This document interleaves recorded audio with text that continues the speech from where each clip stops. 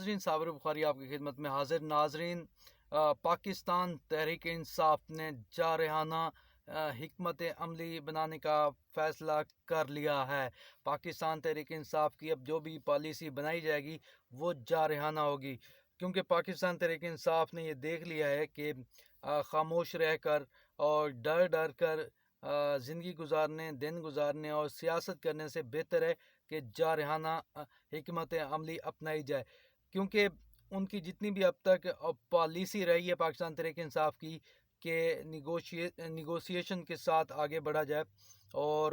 بات چیت کے ذریعے آگے چیزیں کی جائیں، مگر اس میں ناکامی ہوئی۔ اور پاکستان تحریک انصاف کو کیونکہ قوم نے مینڈیٹ دیا ہے، بھاری مینڈیٹ دیا ہے، مگر اس کا احترام نہیں کیا جا رہا۔ پاکستان تحریک انصاف کے امیدواروں کو جو جیت چکے ہیں ان کو بھی نوٹیفیکیشن بہت ساروں کو نہیں دیا جا رہا، کچھ جیت چکے ہیں تو ان کو دوسری جماعتوں میں شامل کیا جا رہا ہے، کچھ ایسے ہیں جن کو نوٹیفیکیشن ہی نہیں دیا جا رہا کہ جب تک آپ پی ٹی آئی کو نہیں چھوڑیں گے، دوسری جماعت جوائن نہیں کریں گے، آپ کو نوٹیفیکیشن نہیں دیا جا رہا۔ دیکھا جائے تو پاکستان تحریک انصاف کے ساتھ کافی عرصے سے کھلواڑ کیا جا رہا ہے۔ عدم اعتماد کے بعد پی ٹی آئی اور عمران خان اور کارکنان پر ظلم و بربریت کی انتہا کی گئی۔ عمران خان کی ساری جو سٹرگل تھی وہ قانون، انصاف اور آئین کے مطابق تھی، مگر دوسری طرف سے قانون کو وائلیٹ کیا گیا، آئین کو وائلیٹ کیا گیا اور بہت زیادہ نقصان پہنچایا گیا پاکستان تحریک انصاف کو، عمران خان کو۔ اور 9 مئی کا جو واقعہ ہے اس کو بنیاد بنا کر پی ٹی آئی کو کچل دیا گیا۔ حالانکہ 9 مئی کا واقعہ، کوئی بھی واقعہ ہوتا ہے تو اس کی پراپر انویسٹیگیشن ہوتی ہے، انویسٹیگیشن کے بعد ہی معاملات سامنے آتے ہیں، مگر یہاں تو ایک دن 9 مئی ہوا اور دوسرے دن سے ہی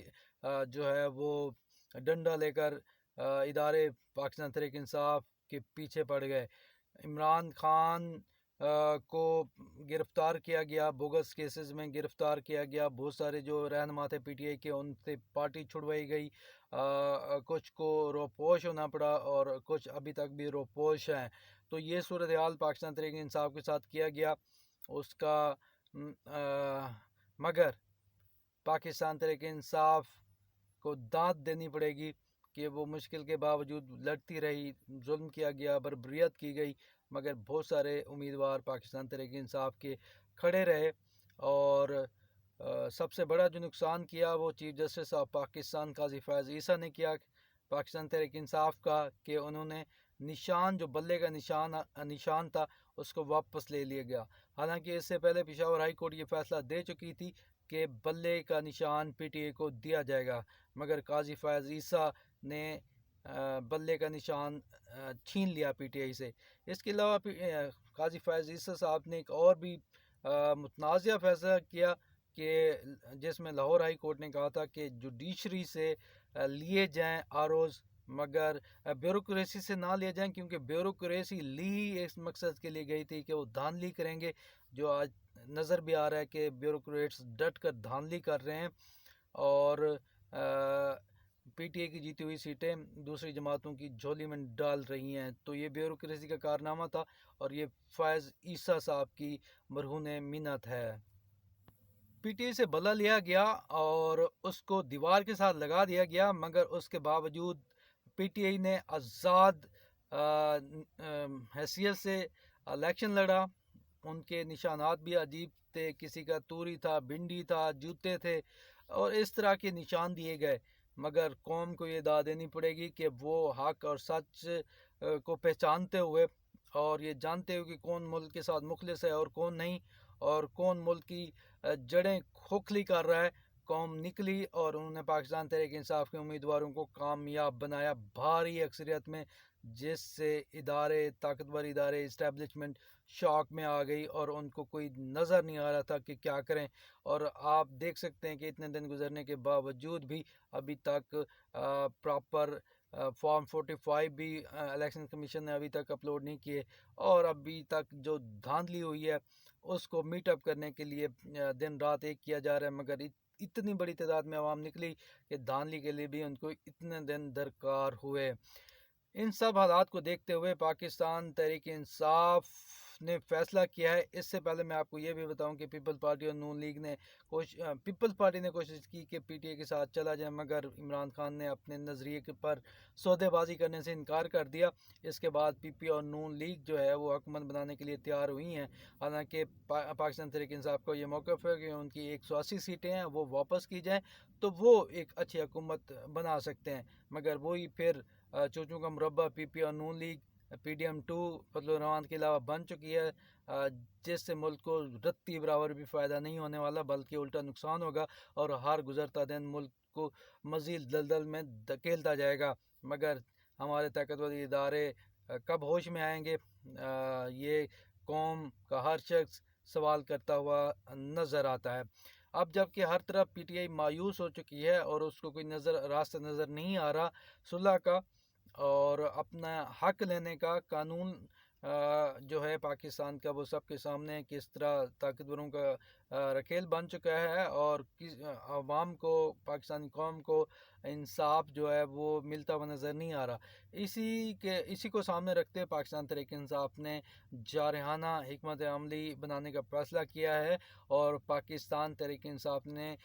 قانونی محاذ پر یہ جو جنگ ہے اس کو مزید تیز کرنے کا فیصلہ کیا ہے. اس پہ مزید